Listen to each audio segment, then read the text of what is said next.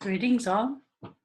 What an interesting conversation you had with regard to evaluating your agency and the extent to which your agency meets the needs of the clients. There are some themes that I want to reflect on. Several of you talked about schools not meeting the needs of students. Ashley points out disabled student services not meeting the needs of students who are actively symptomatic in the community college context.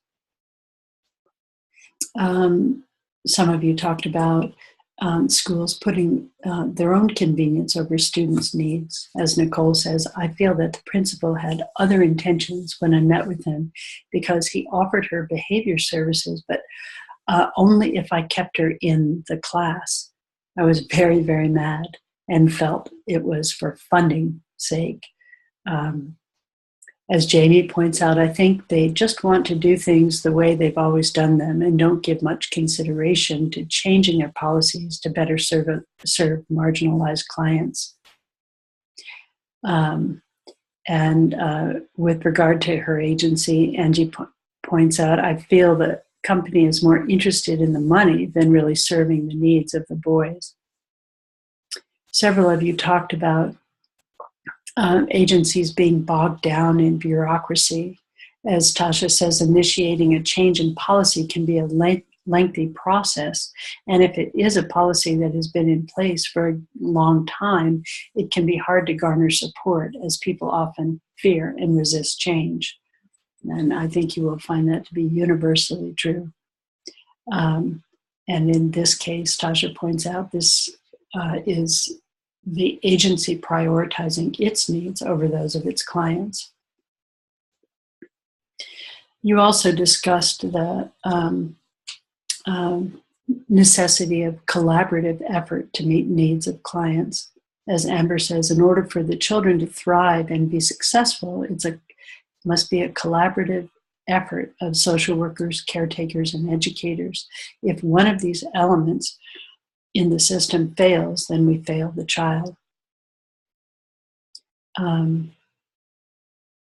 One thing I want you to consider with regard to the importance of parents being on board and advocating is the fact that not all parents have the time, not all parents have the ability, and it's very important, therefore, to build supportive and trusting relationships with parents before you need them. Schools are often quick to judge parents who they don't really know and whose circumstances they don't understand. And I think you'll find that anytime you're working in context with kids. So be aware of the importance of making those connections and building those relationships with parents before you need them. Finally, some of you talked about micromanagement interfering with service delivery, as in the situation that Melissa describes with Morongo Basin.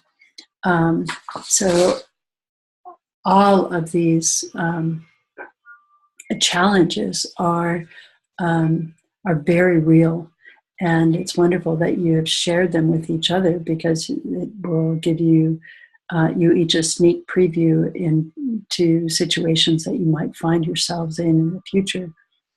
I was very happy to see how many of you feel that your agencies are indeed doing a good job of meeting clients' needs and making the most of scarce resources.